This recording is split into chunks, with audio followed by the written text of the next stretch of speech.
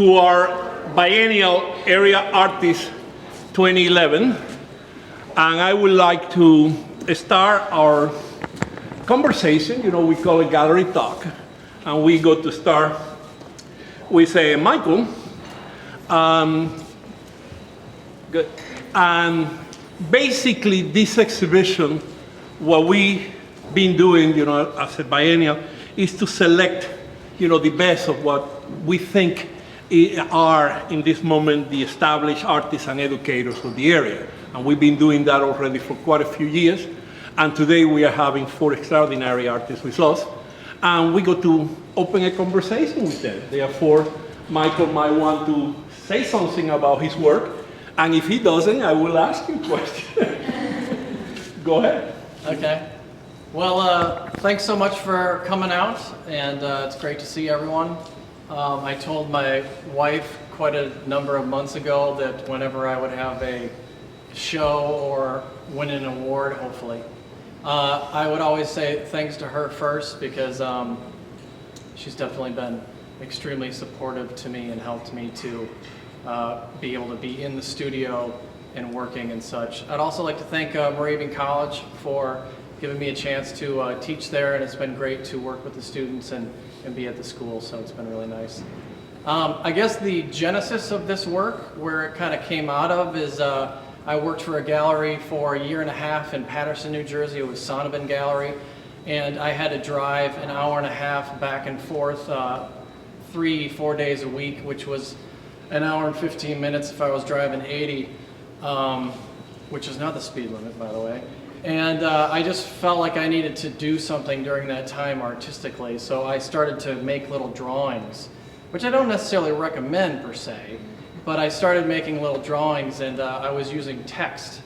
And so that, I was writing all sorts of different words, but I was trying to do something with that time. And then through that, I kind of came out of my last body of work and was looking to still use certain formal things again, but just push it a little bit forward. So I started thinking about using the text and using grid, but I couldn't seem to find any sort of text or word that was really emotive or something that I was really excited about. And then basically researching many different things, but sort of the beginning point was certain ideas with Dan Graham, the Shakers, punk music. And so for me, I started writing Shake. And so that's sort of started this. And for roughly about a month and a half, I was just drawing, making tons of drawings. So that kind of got me going in this work. And so in making drawings, at least for me, I was sort of completely emptying color out of the pictures. And that was important to me because I was just really interested, I don't know what time it is. Just okay, go ahead. I was really interested in just some of the modernist notions of color. So I was interested in exploring those ideas of color, white being certain ideas about transcendence, again in the modernist tradition, black being ideas, again generalized, but of the mysterious or the unknowable. And gray, just for me more than anything else, is just a difficult color.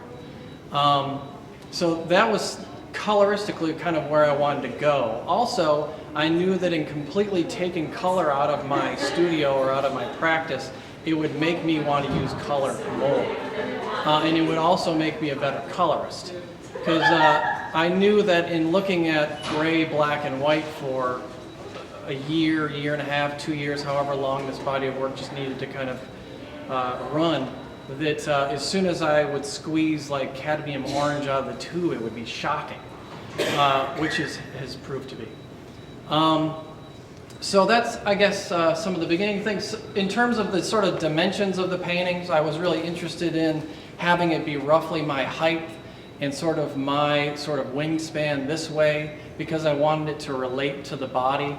I wanted the dims or dimensions to talk to sort of the shape, the sort of just rough dimensions of the body. So that was some of my interests in the dimensions of the piece, or pieces. Within using the grid, I felt interested in just the grid is ideas of keeping things structured or organized. And it gave me a good way of giving it a strong counterpoint with the text, which is so sort of not about the grid. So to me, I needed that sort of back and forth tension within the work of having a structured moment, but then also having a text that is completely sort of unstructured. So to kind of sort of wrap up, the word shake for me is, there's certainly a sincere tendency for me right now of being pissed is maybe not the right word, but it could be, of wanting, just being sort of frustrated with the sort of poles that we sort of have ourselves in as kind of in terms of like a political context. So the word sort of welcomes, it sort of ushers in not being too static, not being or organizing yourself into sort of a way of knowing exactly where you are, who you are, what you're doing. So it kind of, in that way, you're sort of stuck in a very stasis way of organizing yourself. Whereas shake, to me, is kind of allowing, pushing, forcing almost openness and challenging anything that is too structured. Because I think to sort of have openness or dialogue as people, politically, spiritually, you have to remain open.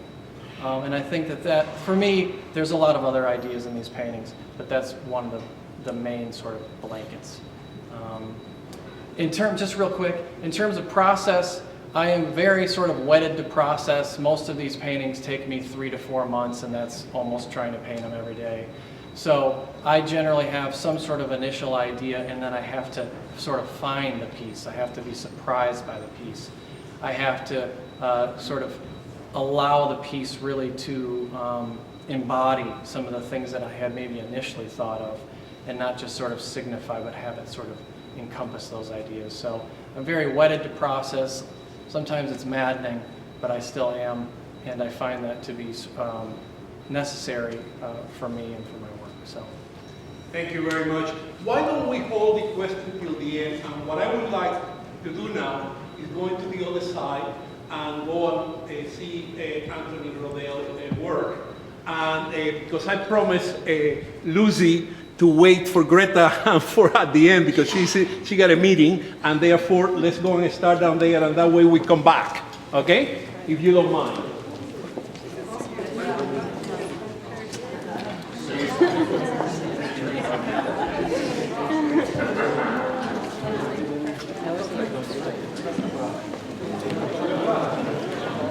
Welcome everyone.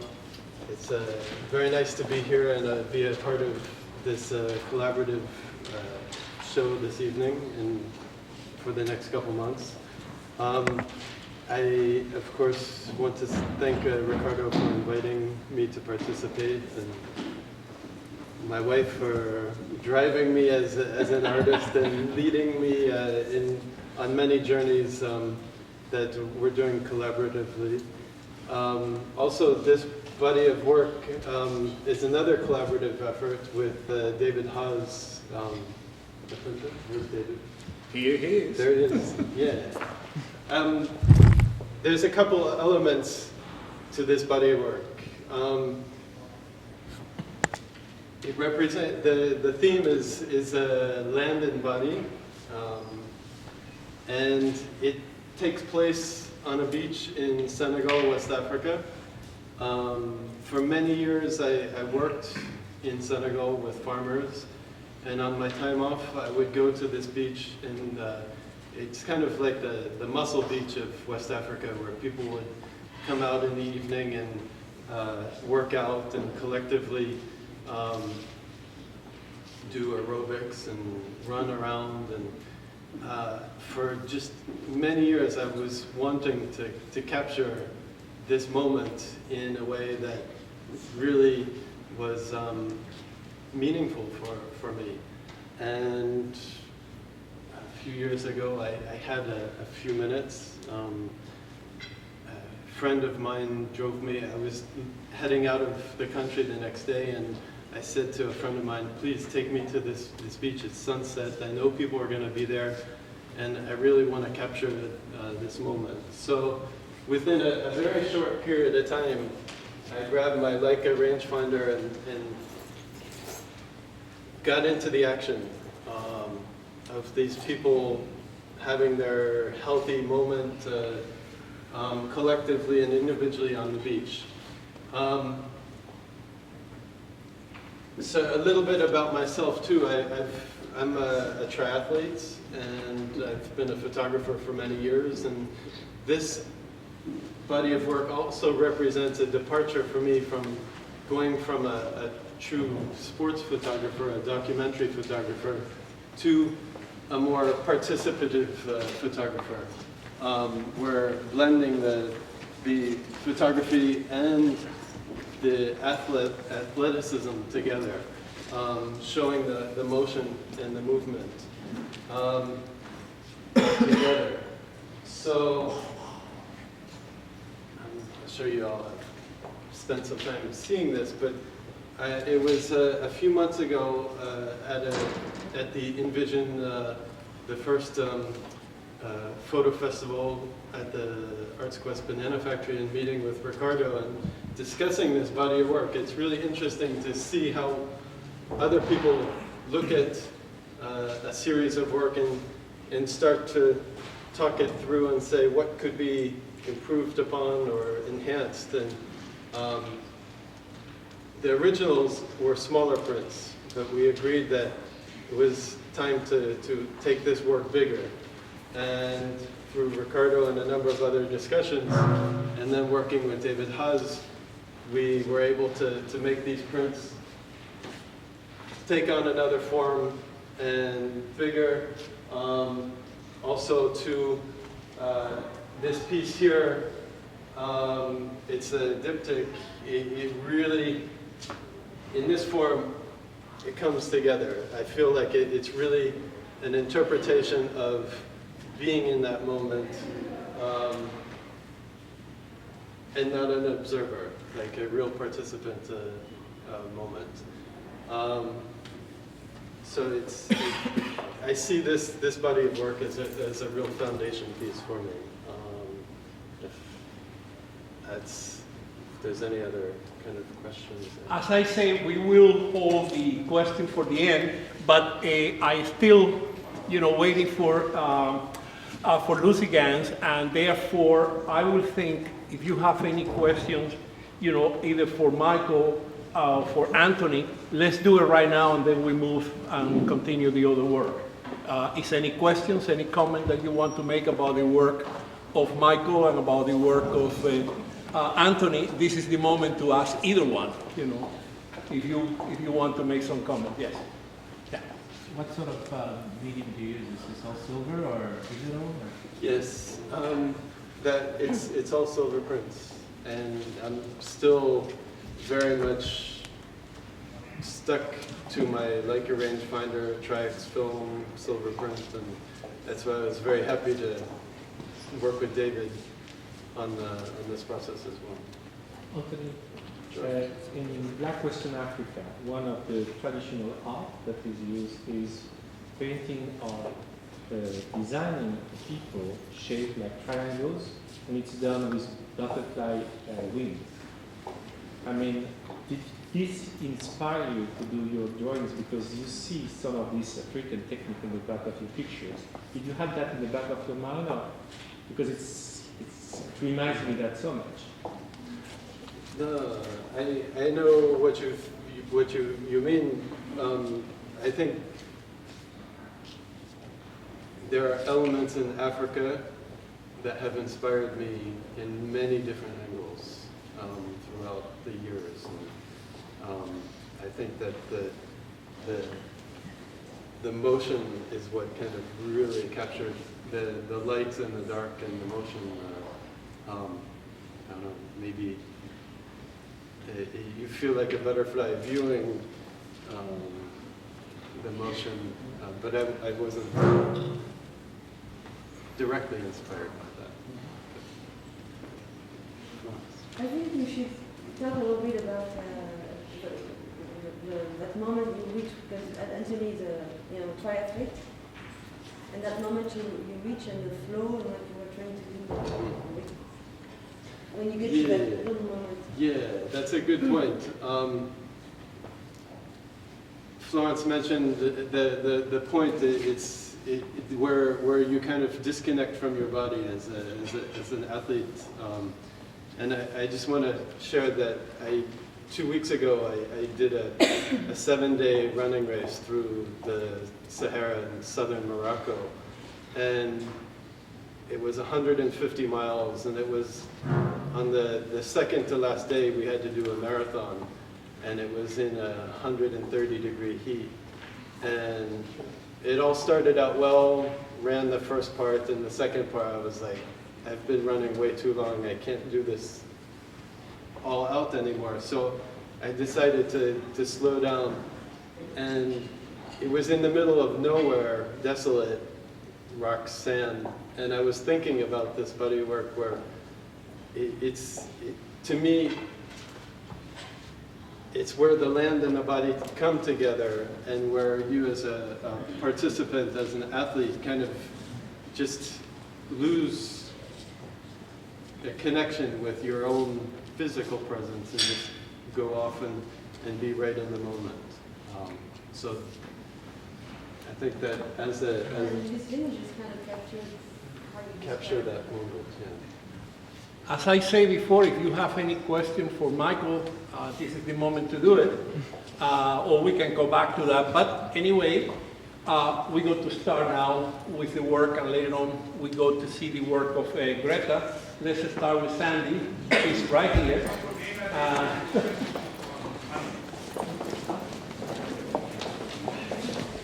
Where do you want me to go? And the point is that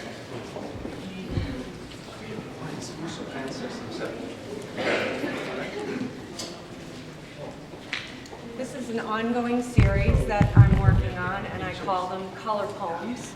Color because they're a homage to the power of color, its intensity, its luminosity, its ability to create light.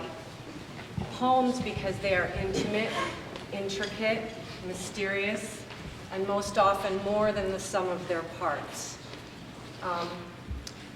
I think of these paintings as pictures of places, imagined places that I've been to in my imagination or my mind's eye. They are invented landscapes of imagined cosmos, seen through windows of geometry. I think of these paintings as a modern-day version of a page in an illuminated manuscript. There are two things that I think a lot about when I paint, every time I pick up a paintbrush, and that's color and painting as a visual language.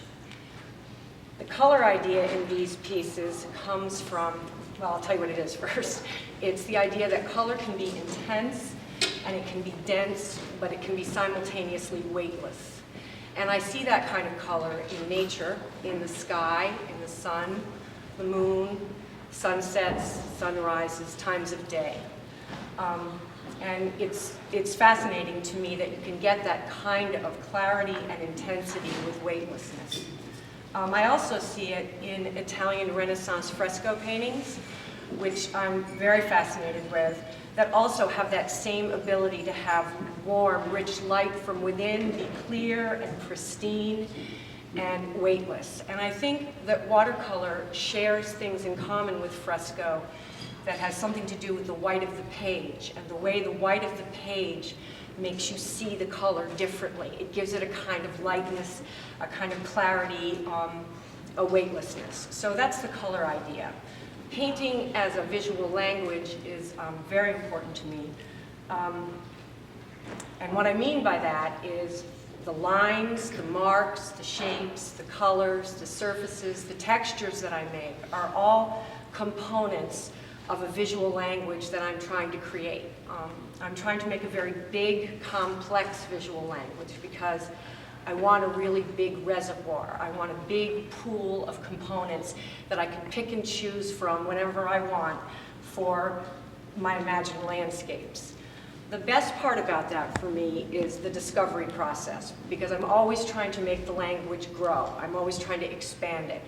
And you really never know, you can't plan that. You can't make it happen. It kind of happens on its own. Sometimes when you think you've made a mistake, it turns into an opportunity. And I'm always looking for a new dot, a new dash, a new line, a new surface, a new color, combinations thereof, to sort of keep this language growing and evolving. It's organic, it's living. I guess the last thing I could talk about is technique. I'm really, I guess it's pretty obvious, I'm pretty committed to technique. But the thing about technique that really matters to me is that the artist's hand. And the artist's hand is a conduit for expression. And the artist's hand's connection to the head and to the heart, and how it gets the message out. And I think that is one of the most beautiful things about painting.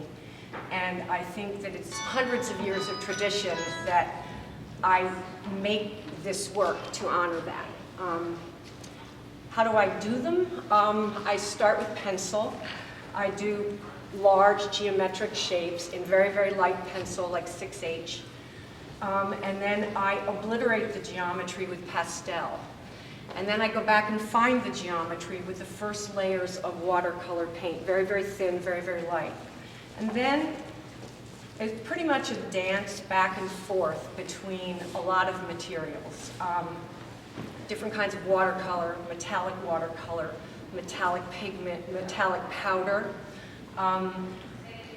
water-soluble drawing material, non-water-soluble drawing material. So you have pencils that resist the water and pencils that go with the water, that flow with the water. I make the collage element. I guess some people have said they're hard to see, but there's a lot of collage in here, and that's paper that I paint with watercolors, and I make my own collage paper. Right? It's like your own coloring paper, really. And as far as watercolor goes, I think it's kind of an unforgiving medium, which is actually something that I really like about it. It's additive. It's very hard to be subtractive. Once you put it down, you're committed. It's sort of like a do or die thing. You're stuck with it, and you have to go with it. And I like that. And I like the fact that there's a sense of anticipation, uncertainty, risk. You never know how it's going to turn out. You never know if it's going to be okay until it's okay. And I love that about watercolor. So, if you have any questions? But first, I also want to thank Ricardo. I want to say, Please. No, Ricardo, please let me thank you and your amazing team. Your amazing team. Yes. This has been a wholly positive and supportive experience for me, and I will never forget it from the heart. Thank you.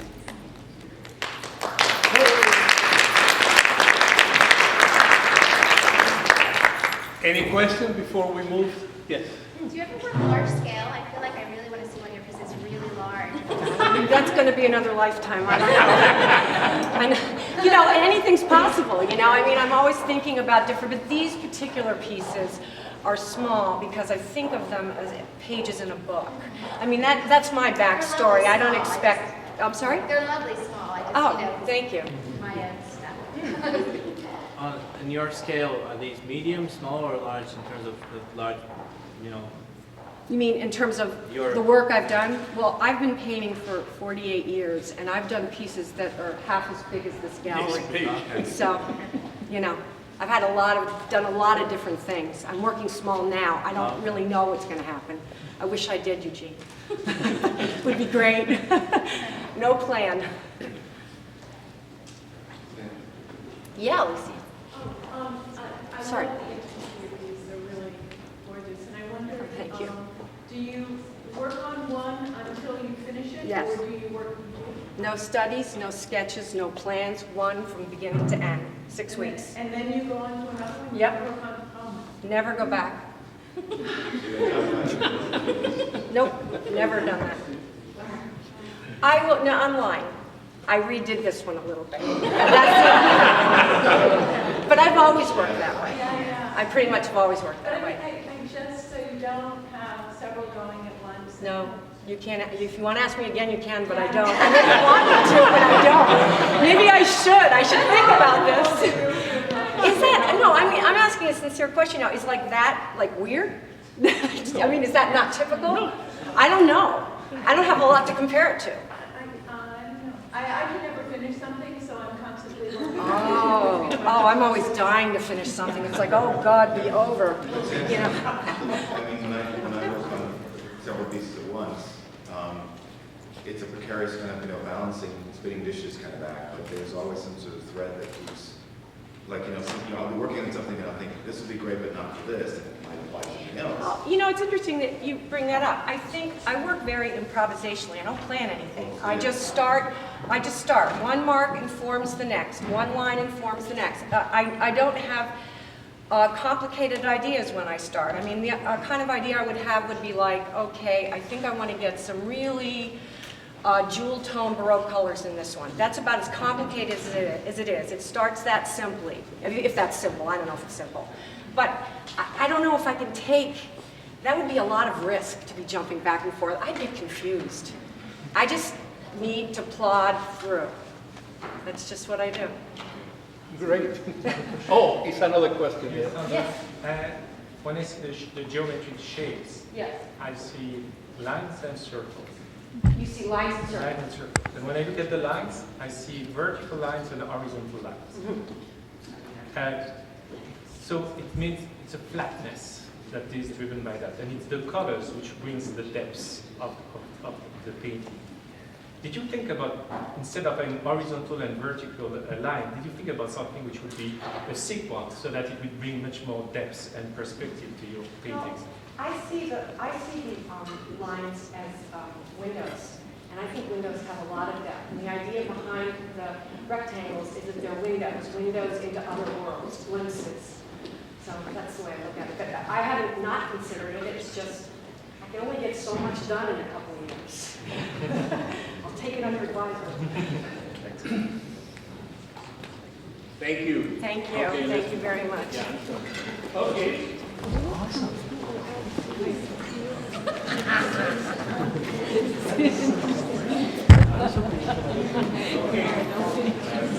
Good. And now we have the word of from a series that I did entitled Off-Road, which has sort of been in the works for the past couple of years. But basically it stemmed out of this idea that I was having to travel a lot between my home in Reading, Pennsylvania, and where my parents live in central Pennsylvania, and it was going mostly through Schuylkill and Northumberland counties, which are, if you're familiar with that area, very heavily laden with former mining towns. And it was really a response to that landscape that drove me to take these photographs. And I started out photographing really just like what you could see from the road. And once I'd sort of exhausted that idea, I began to think about what was just off the road and sort of like down that weird like dirt path that doesn't really look like you should go there, but you could. So that's really what this series is about discovering those areas that are really interesting, and they're usually sort of just beyond our peripheral vision as we're driving through these areas. As far as the subject matter goes, I'm really obviously interested in the landscape, but really especially the state that this landscape is in, 40, 50 years post the end of the heaviest mining that was happening. And the fact that a lot of it has sort of stayed in this very static or stasis for that time period. Not a lot's growing in the areas where they have just the slag piles and things like that. And really the only people utilizing the land is really for recreation. There's a lot of people on four-wheelers and dirt bikes and things like that. So it's sort of transitioned into this sort of alternate use of space. But for the most part, a lot of it's just sort of there, sort of existing with no real use. no real clear sign of ownership. There's no trespassing signs or anything like that. So it's open for us to be there, but there isn't a real sort of great use for it to be used for. And I think that it's important today, especially in Pennsylvania, as we're starting with all of the drilling for the natural gas, to really think about the long-term effects of extracting fossil fuels from the landscape. And to use this sort of as a reminder of what we're left with. And the way that I view this is I see a lot of these places as being beautiful in their own way, and yet there's something like really disturbing about what we're left with. These sort of like weird rock piles and ravines and things like that that have rendered the land into an unusable state. And that's really, I guess, what the land, this project's about, this sort of like altered topography of the landscape and really thinking about it in terms of future land use from this point on. I think that's really all I have to say about it, if there's any questions. How many counties? It really is only like Berks County, Northumberland, Schuylkill, and maybe like a little bit of Union County. Going up 61? Yes, like going up 61, 901, like Minersville, Trevorton, those areas. Yeah. Did you do anything in Centralia? I have not photographed in Centralia. Some of these are only like a few miles from that area. I guess for this project I didn't want to get like sort of bogged down in the drama and history of that, but I have considered doing like a side project like just on Centralia, because I think that in itself is pretty fascinating. So Greta, what came first, the environmentalist in you or the photographer? Are they mutually intertwined? I think they're sort of mutually intertwined, and I've always thought that with my own photography, like I want to say something with the work that I do, and environmentalism is sort of like my passion, and so I figured that this was a great way to sort of bring these landscapes to a point where they're visible to a broader audience. I'm really pleased with your choice of traditional silver prints too. Is that a specific choice that you make every time you decide on a project? Yeah, it is. And these are all shot with a 4x5 camera, so we're using like really old-fashioned, well these days considered old-fashioned shooting technique as well. I actually tried doing these as inkjet prints just for cost reasons, but it it wasn't the same. Like you can't get that same like luminance in the prints, so I went back to my roots and stuck with the darkroom, which is my personal sort of favorite. You used the word transition, which I think is really interesting and really speaks a lot to what we've done here. Because these are areas of transition, different things are happening. I'm wondering if you've considered going back 20 years from now, just to document like the change. Yeah, definitely. Incrementally almost, you can even do 10. Yeah, and in fact, and I find that, because I do still frequently go to my parents' house, that every time I drive through this area, I'm like drawn to stop at the same spots over and over again. Even though I photographed it, like I want to like keep having that experience. So I think that's definitely something that I'll continue to do. Has it changed? There are some areas, well, like this photograph, for example, the last time I drove by, someone had moved these rocks so you can like drive through there. So there are like these small changes. Like I don't know if it's something that I would do where it's like a one-for-one comparison, but I think that it's a landscape that I'll always be drawn to, and I'll always notice the differences. That's what I look at. Is your parents' house in the neighborhood or nearby something? Not, they're like sort of like in the Lewisburg, Williamsport area, but my dad grew up was born in Trevorton.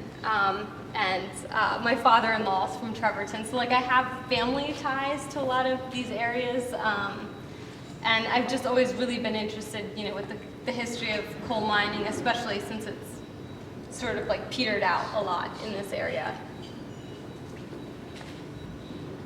You're saying you did what Pennsylvania will look like after fracking. Will there be anybody living here? I don't know. That's a good question. Underground. It's a scary thought, I think, especially since like most of these areas, there's been no mining there for 50 years, and it looks like the day they shut down. There's been like no sort of recovery process that's happened. So I think that that's something that we definitely need to have like at the forefront of our minds as we go forward with the fracking. Have you found any areas that may have changed, or did you do any research on landscapes that have changed drastically? I mean, you're seeing these because you go by them, but are there other areas where the landscape has been improved, or have you done any research? I mean, it would be an interesting contrast to see some of that. It would. Because I'm sure there are places. In the research that I've done, I could not find land specifically repurposed or like put back into use. I think the other main problem with this area is that when the mining left, it took the It took all the economy. population, So there, and most of the population. So there was no like motivation. But one of the things that they are doing in areas like Trevorton is there's talks about converting some of the areas, like some of the places where these really big coal piles into parks, specifically for ATVing. So like that will be like a somewhat questionable repurposing of the land, but it will at least bring people back in, and I don't know, there might be some aware. If they want to. Like, the skirmish thing. Yeah, so there's like some recreational use, but not, I haven't found anything where it was, I don't know, like a good. Yeah, right. I'm from the coal regions. And the biggest improvement I've seen is to fill up mountains, giant holes with garbage from New Jersey and cover it all. Thank you very much. And then everyone drinks that water and gets smarter every day. Greta, like years ago when they strip mine all this coal, the miners would just find a vein of coal and just start cleaning it out, and keep moving and moving, and they wouldn't fill it in. There is some small operations going on in Trevor and some family-run businesses where they still do strip mining, but they got to fill that back in, plant grass seed. Because of the new regulations, the new regulations. But years and years ago, they just dug that coal out, and kept going. Yeah, never looked back. Yeah. Well, I want to thank each and every one of the artists. And one of the things that we have been trying to do is to bring a diversity. And as you see, each of the artists have a total different language, a different idiom, and that is what we are, in our galleries, which basically are laboratories, visual literacy laboratory, trying to do. And I am very happy to see all of you here. And if you want to ask more questions, please do. Otherwise, thank you very much.